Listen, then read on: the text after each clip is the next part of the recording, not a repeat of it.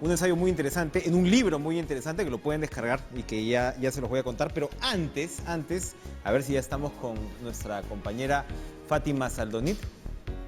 Nuestra querida Fátima Saldonit se encuentra con nosotros. Ella, por supuesto, pues ha tenido un nuevo impulso, además, en estas épocas difíciles, un nuevo impulso profesional al frente, ¿no?, de uno de los turnos de las clases de Aprendo en Casa. Bueno, también ha enfrentado pues un difícil trance, pero tenemos solo buenas noticias que compartir hoy día. Querida Fátima, buenas noches. Hola Enrique, ¿cómo estás? Un saludo para todos los televidentes y un placer de estar conversando contigo esta noche. Mañana no te van a ver en Aprendo en Casa tus miles de televidentes, y me consta además porque te contaba que hasta alumnos en la universidad ya hacen ensayos sobre Fátima Saldonit, y yo le tengo que decir a mis alumnos, la conozco por si acaso. Cuéntanos qué es lo que ha venido pasando en estos días.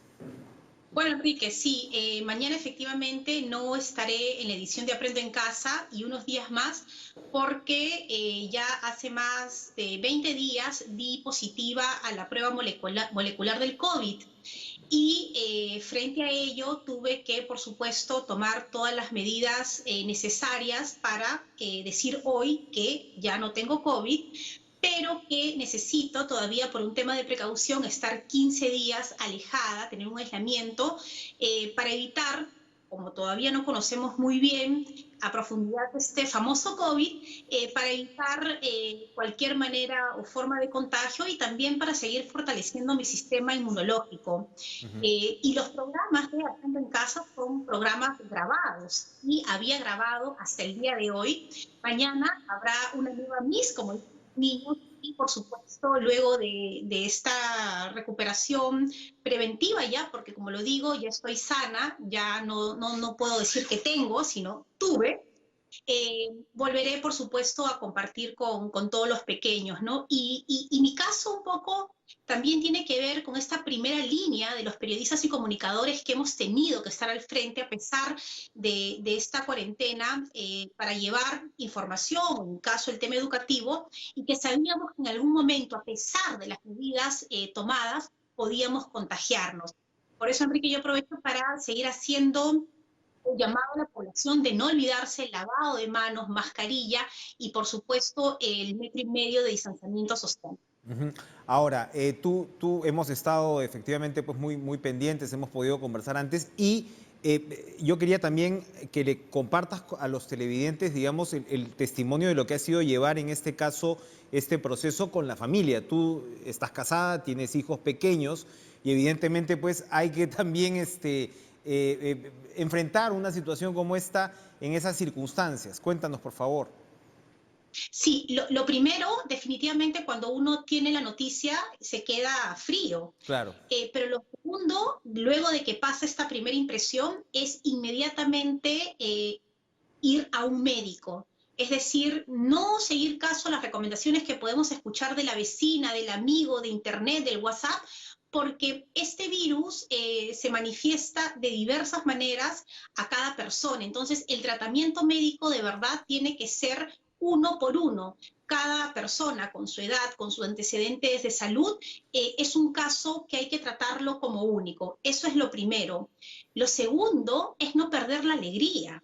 Es decir, es un virus que también está atento a nuestro sistema inmunológico, y si nosotros nos deprimimos o nos asustamos, esto hace que la enfermedad no se pueda combatir a tiempo.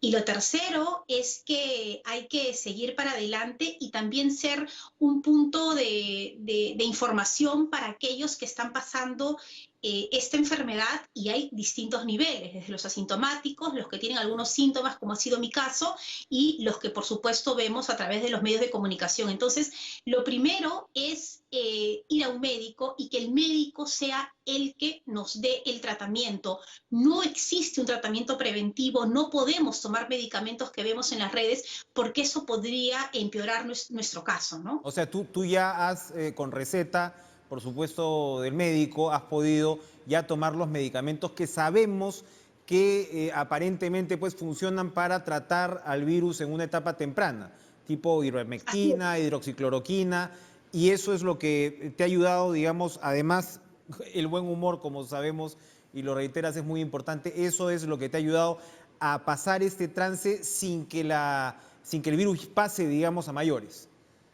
Así es, apenas tuve el diagnóstico, inmediatamente ese mismo día tuve la consulta médica y tuvimos a nuestro médico todo el tiempo muy pendiente.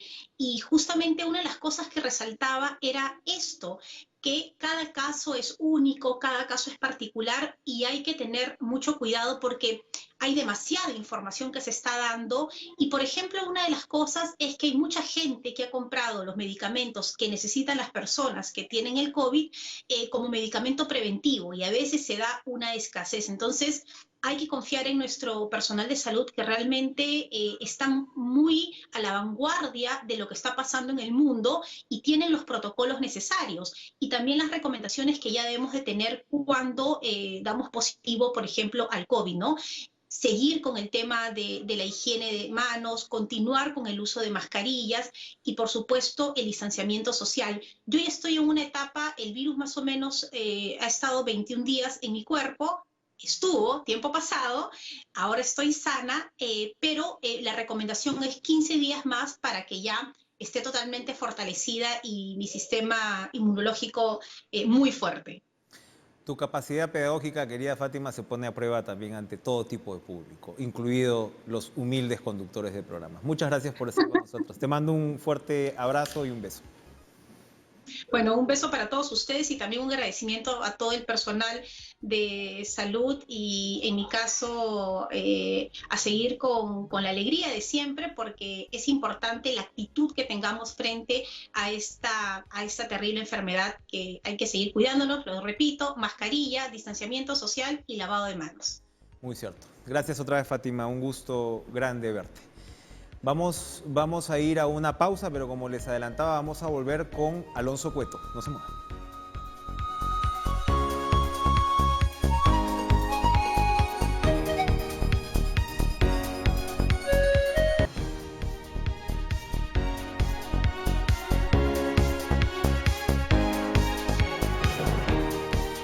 Por alguna razón, cuando comenzamos a confrontar este escenario tan desafiante y complejo que todavía atravesamos, pensé en los escritores y pensé en una cita de Alonso Cueto, que recuerdo en alguna entrevista, ¿no? Contaba cómo el proceso de la escritura puede ser un proceso muy introspectivo, muy solitario, y por supuesto, bueno, en ese momento hablaba pues de la novela que estaba escribiendo, creo que se iba todas las mañanas al Arcomar, ¿no?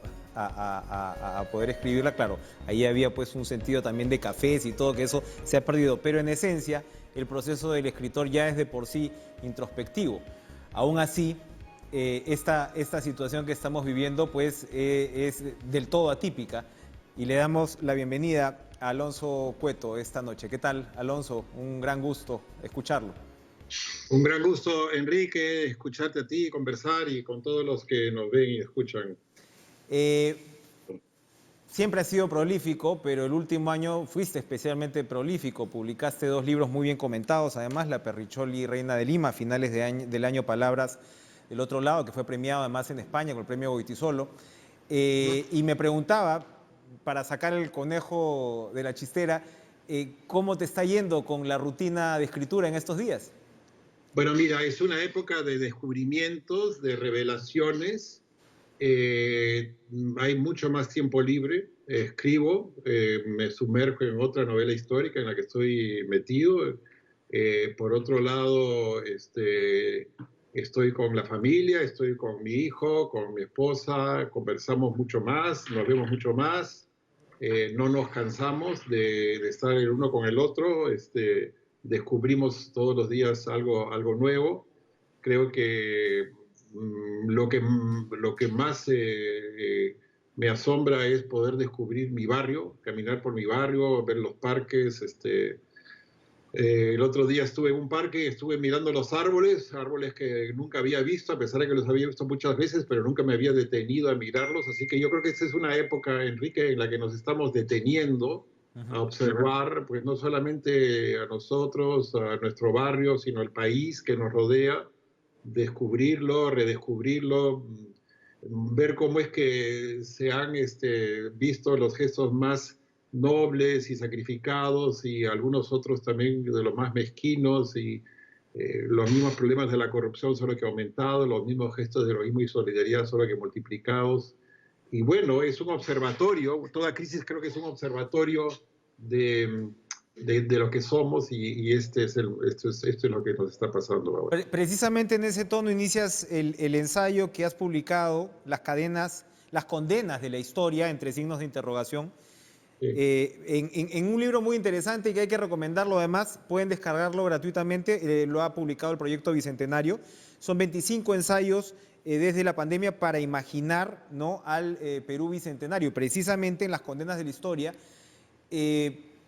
transmites este país, spoiler, ¿no? Pero bueno, el ensayo comienza con este tono de este país irresuelto, precisamente este crisol de todo esto que somos, ¿no? Y que parecía pues en las crisis que hemos atravesado, como la guerra con Chile, por supuesto el combate contra el terrorismo de Sendero Luminoso, y que parecía no cuajar, siempre puede ser un país muy complejo, y observas, sin embargo, a partir de ahí, tienes un tono optimista con lo que nos ha pasado frente a la pandemia. ¿Qué es lo que te da este optimismo a pesar de que pues muchas veces los números y las estadísticas que son tristes y difíciles no nos acompañen del todo? Así es, efectivamente, Enrique. Mira, yo creo que el problema de nuestro país es un problema cultural, es un problema histórico. O sea, digamos, tú puedes tener a un buen grupo de economistas y a un buen grupo de políticos, bueno, puedes resolver muchos problemas en el Perú. Puedes resolver la política económica, puedes resolver el aparato productivo, ¿no?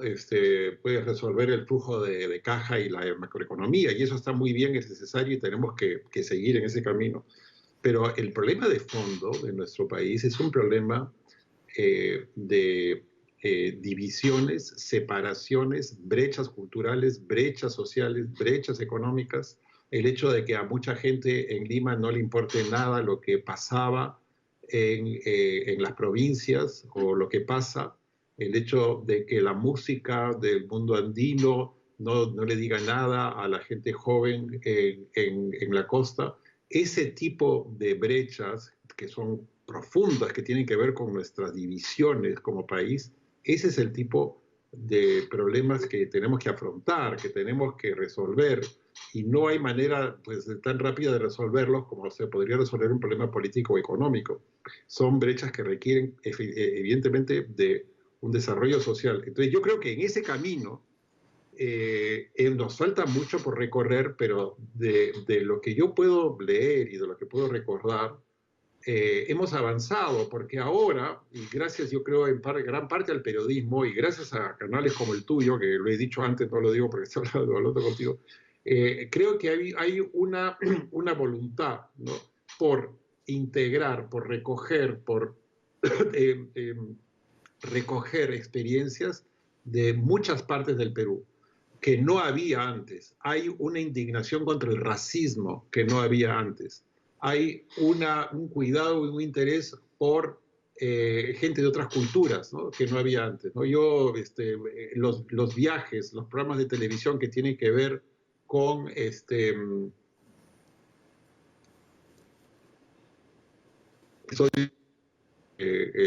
zonas rurales, con fiestas, con ceremonias, con temas, ¿no?, ligados a esas épocas.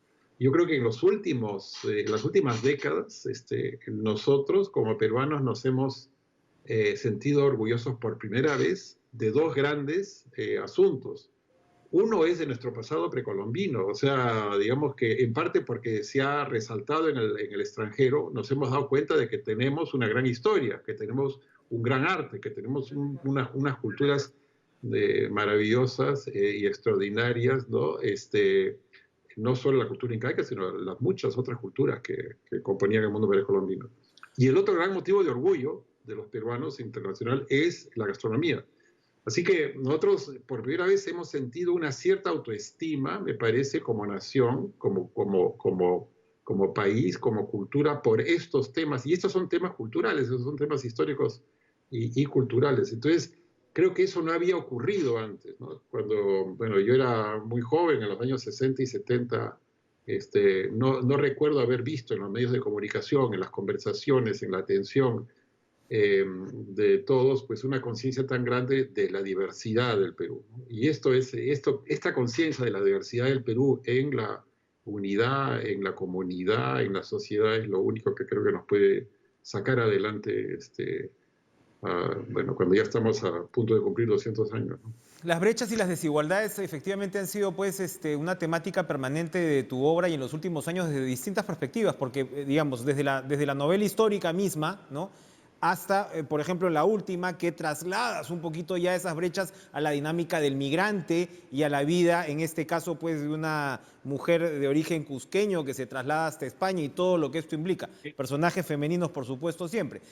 Pero precisamente esas desigualdades, esas brechas, son las que ahora nos han jugado una mala pasada, hay que decirlo así. El New York Times publicaba un artículo la semana pasada que señalaba, oye, el Perú hizo todo lo que había que hacer, a diferencia de repente de México o Brasil, pero se ha estrellado con esta desigualdad que, para sentidos prácticos y crudos, no ha permitido cumplir la cuarentena como se debía, ¿no? Entonces, de repente, esta es una oportunidad, Alonso.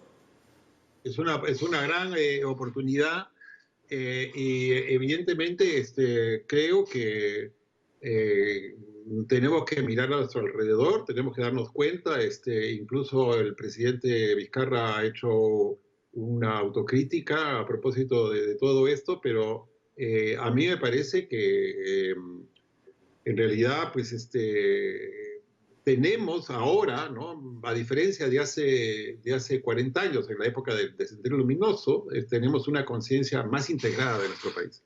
Tenemos una conciencia más unida, estar por lo menos más conscientes de que somos muchos y que somos muy distintos y que nos interesa. Que nos falta mucho en ese camino, pues no hay la menor duda, ¿no?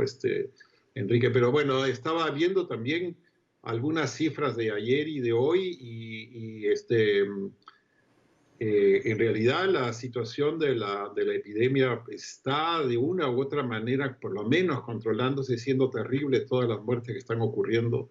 Hay por lo menos algunas noticias de menor número de infectados, pero perdón, menor número de personas dadas de alta que infectadas. Eso no había ocurrido. Y creo que también hay que tener en cuenta de que el gobierno ha hecho un número de pruebas mucho mayor al de otros países. Efectivamente. O sea que es imposible que no haya más infectados si no hay un mayor número de pruebas. O sea que digamos que hay que tener en cuenta también muchos de los logros que hemos tenido en estos meses, que han sido durísimos, donde ha habido muchos errores, pero que no sé, yo creo que hay una conciencia un poco mejor, un poco mayor, un poco más sólida de las fracturas históricas. El Perú es un país fracturado, ¿no? Digamos, históricamente. Alonso, y me van a fracturar si no voy a la pausa. Te pido que hagamos una pausa, por favor, y regresamos para seguir conversando.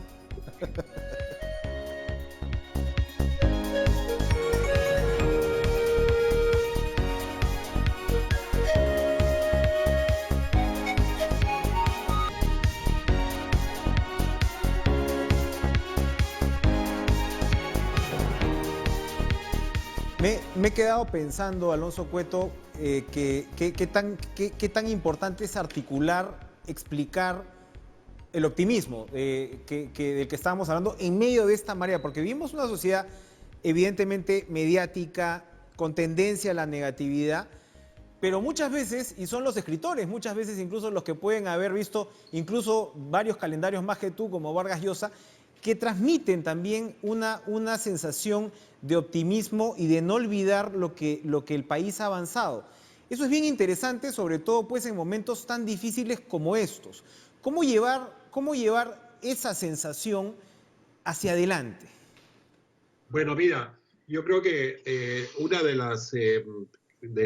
los grandes hechos de los últimos años ha sido que ha aparecido una clase media consistente, que bueno, que ahora se ha visto totalmente deteriorada con estos meses, pero que se va a recomponer, ¿no? Se va a recomponer porque esto es un accidente, esto es un accidente muy grave, esto es, digamos, una gran hecatombe, pero no ha venido por unos problemas internos del sistema, sino, pero ha habido problemas internos del sistema que se han confabulado con un accidente que ha venido de fuera. Entonces, lo que tenemos que aprender es a darnos cuenta de que de cuáles son las lecciones aquí. Las lecciones son, tenemos que mejorar nuestros sistemas de servicios, la salud, la educación, la infraestructura. Eso es algo que va a ser una de las grandes consecuencias de esta pandemia. Si es que logramos aprender la lección, hay que mejorar los servicios a la gente común, a la gente corriente. Todos cuentan, todos importan, todos son necesarios, todos son peruanos, todos son compatriotas. Esto es algo que tenemos que tener en cuenta. O sea, digamos que ese es un gran tema, que haya un Estado capaz de dar servicios básicos a la gente, ¿no? En salud, educación y vivienda. Y la otra lección es que tenemos que aprender, ¿no?, a respetarnos, a hacer proyectos en común y a pensar, ¿no?, que esto es posible, ¿no? Cuando Borges da una conferencia en el año 36 por alguno de los aniversarios de la ciudad de Buenos Aires, dice que Buenos Aires nos obliga a un deber, ¿no?, que es el secreto y terrible deber de la esperanza, ¿no? O sea que, mira esta idea del deber de la esperanza. Tener esperanza es un deber, no es no es un adorno, ni es una obligación, pero tenemos el deber de sentir esperanza. Yo creo que esa es una de las grandes posibilidades, ¿no?, que tenemos, la de sentir esperanza dándonos cuenta de la realidad. Y lo que nos ha mostrado esta pandemia es la realidad.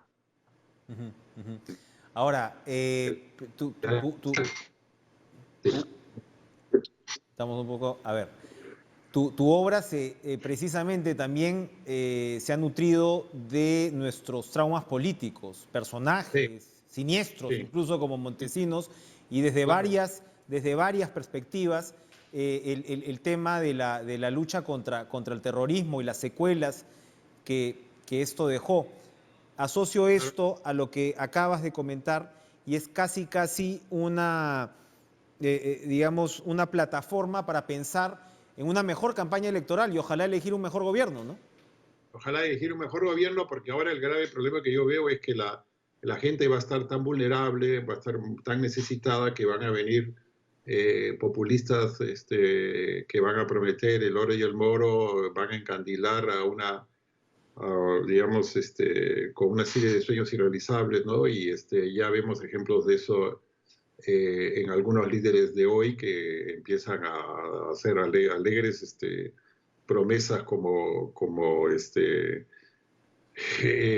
poner impuestos a los ricos y cosas así, ¿no? O sea, nosotros necesitamos un Estado fuerte, pero también necesitamos una empresa privada muy productiva, porque ¿de dónde va a salir el dinero para los programas sociales? ¿De dónde va a salir el dinero para los servicios de salud, para los servicios de educación, para los servicios de infraestructura? Pues tiene que salir de la empresa privada. O sea, el Estado no tiene que producir primero el dinero, el Estado tiene que distribuirlo.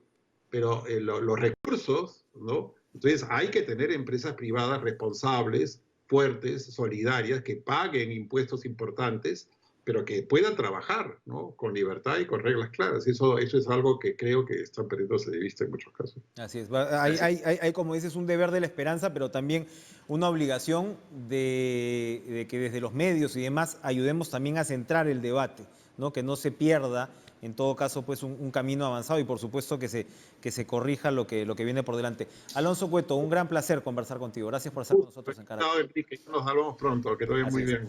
Adiós. Muchas gracias. Gracias, Alonso Cueto. Gracias a ustedes por acompañarnos y ahora le doy el pase como siempre. Qué placer decir otra vez, como siempre le doy el pase a mi compañero Lucho Trizano.